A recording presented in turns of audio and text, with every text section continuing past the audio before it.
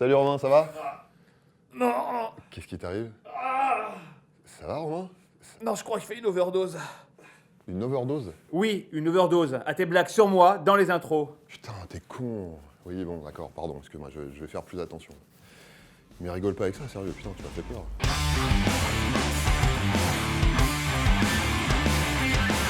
Une overdose, vous voyez sûrement ce que c'est, vous avez peut-être même une idée plus ou moins précise de ce à quoi ça peut ressembler, une idée que vous vous êtes faite en entendant des histoires qu'on vous a racontées, ou plus probablement en regardant des scènes de films ou de séries.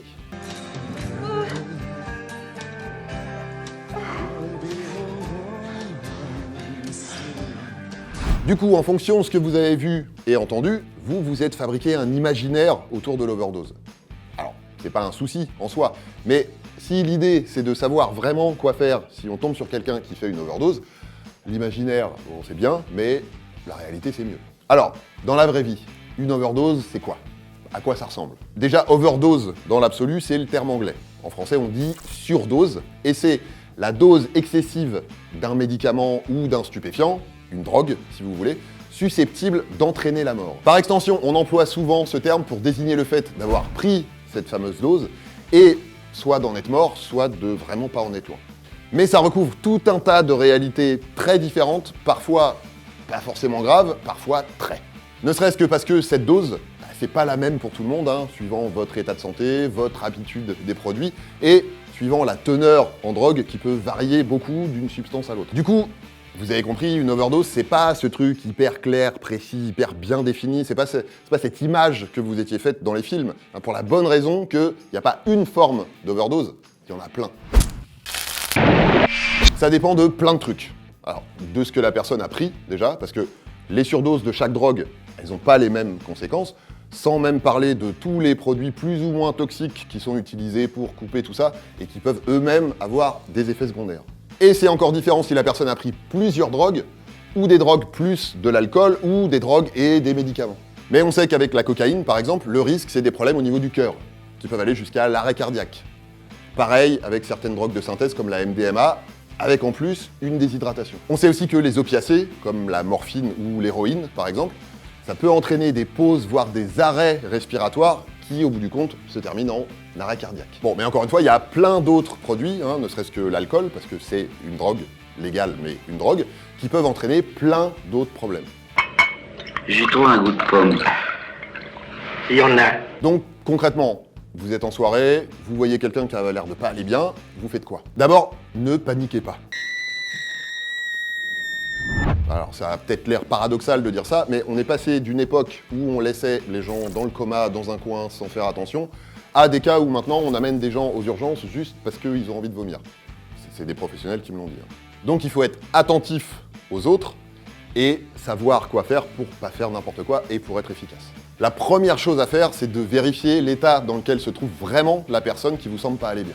Donc, pour être très clair, là on parle ni plus ni moins que de réflexes classiques de premier secours. Si vous êtes formé, mais vous savez, hein, vous vérifiez son état de conscience, sa respiration, si son cœur bat, hein, comme on vous a appris, et en fonction de ce que vous trouverez, PLS, massage cardiaque, bon, vous connaissez tout ça puisque vous êtes formé. Et si vous n'êtes pas formé, formez-vous.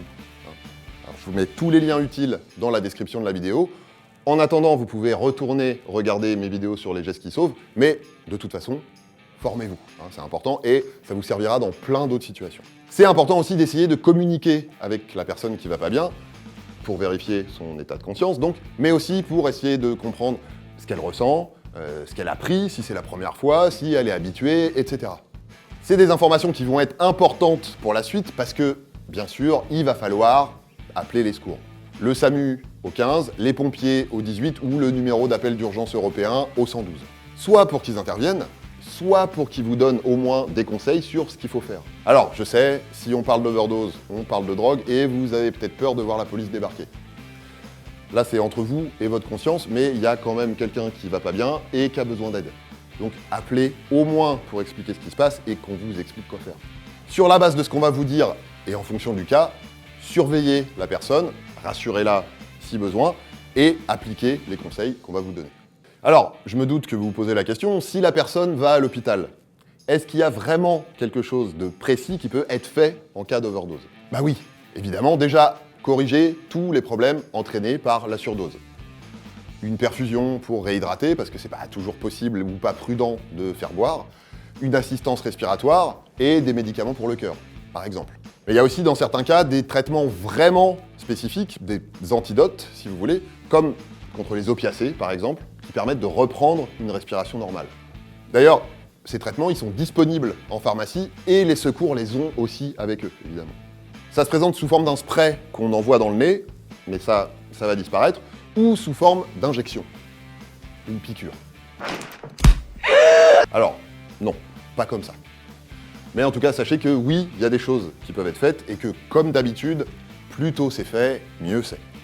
S'il faut retenir un truc de tout ça, c'est il y a autant de surdoses que de situations, donc faites comme pour n'importe quel malaise et formez-vous au premier secours. Voilà, DTC, c'est fini pour aujourd'hui. On se retrouve très vite pour de nouvelles vidéos. D'ici là, prenez soin de vous et prenez soin des autres. Mettez-vous bien et surtout, portez-vous bien.